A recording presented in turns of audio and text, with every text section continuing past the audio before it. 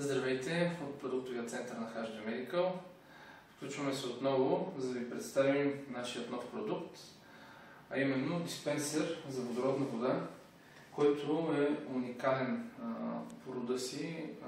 За първи път излиза такъв продукт на пазара и се радваме, че можем да го предложим на потребителите в България. Това, което го отличава, е неговата висока производителност. На мига моментално имате концентрация до 4800 ppb водороден газ, разтворен във вода. В реално време показва концентрацията на водороден газ, която имате в водата. Също така имате избор от различни видове температура, т.е. уредът предлага висока концентрация на водороден газ, има много висока производителност на водороден газ, както при вода с стайна температура, така и при топла, гореща и вряща вода. Ето за момент ще включа, за да ви покажа. Има 3 сензорни бутона. От този сензорен бутон съответно се избират температурите. Какво искате да бъде топло, горещо и вряща вода. Връщам го. Тук е стайна температура. От тук може да избирате количествата вода, 220, 450 мл, литър и така нататък, съответно във връзка с това какво желаете.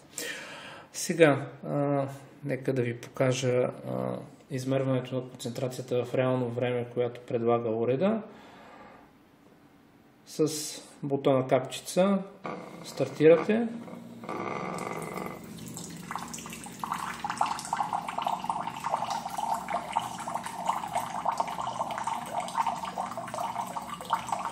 В момента сме го нагласили на най-малкия обем вода, в случая 220 мл вода, колкото за една чаша. И ползваме стайна температура. Виждате при стайна температура вода 4700 ppb концентрация на водород показваше уреда в момента. Нека да ви покажа, когато включим, искаме гореща напитка 50-60 градуса, да речем за кафе, чай. Нека да изберем от тук. Това е мляко. Отиваме на кафе, чай. Включваме. Забележете, дори при 60 градуса температура имаме концентрация на водороден газ около 1000 ppb, което е наистина впечатляващо. Нека да ви покажа при температура на водата, когато изберем при напитка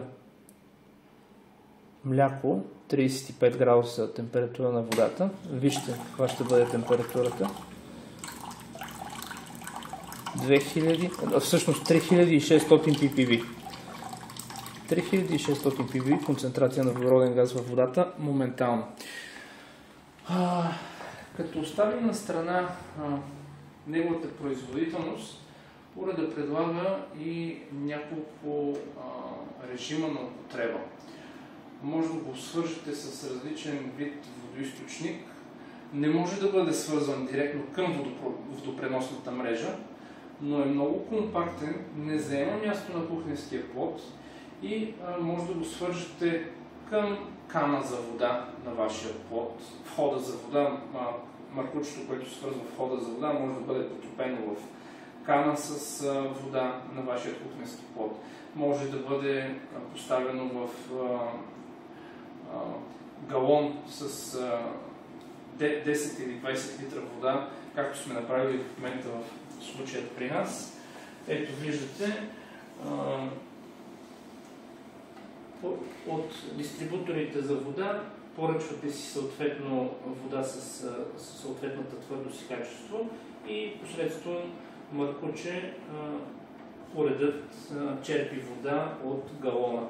По този начин имате много голямо количество вода за семейно ползване, за ползване в обществени сгради, Трябва да имате естествено в гърба на кухненския плод отвор, дупка, откъдето да прекарате връзката вода към диспенсера. Важно е да споменем, че има и собствен водосъдържател, но обема на резервуара е много малък, 500 мл. Не е удобен за ползване от няколко души, буквално може да си направите 2 чаши вода. Така че идеята е да се ползва с свързан към водоизточник. Като казвам свързан, може да го свържете както към такъв тип контейнери, големи галони с вода, или кана, която да стои съответно по-малък съд на вашия кухненски плод. Може да го свържете директно и към система за пречистване на вода с обратна осмоза. И уреда директно да черпи неизчерпано количество от там чешмяна вода, която е минала през пречистващата система с обратна осмоза. Уредът работи с дестилирана вода, вода, която е пречистена с обратна осмоза. Твърдостта ТДС трябва да е по-малка или равна на 5. Също така работи с изстудена, преварена вода. Тоест може да ползвате и кана от тези бързоварните кани, които за секунди, минута, 2 могат голямо количество вода да бъде преварена. Просто трябва да изчакате да изстине и може да потопите мъркучето, което подава вода към диспенсера, може да го потопите в съответната кана. По този начин ще имате водородна вода с, пак казвам, много висока концентрация. Това е първият продукт диспенсер, който предлага до 4800 ppb водороден газ, разтворен във вода. И, пак казвам, може да избирате от различни температури на водата, като концентрацията отново е доста висока в различните температурни граници. Дори при 100 градуса температура на водата, при кипене на водата, концентрацията е до 500 ppb. Така че може да приготвяте различни напитки по вашия вкус и желание. Надявам се видеото да е било полезно. Хубав ден ви пожелаваме. Бъдете здрави!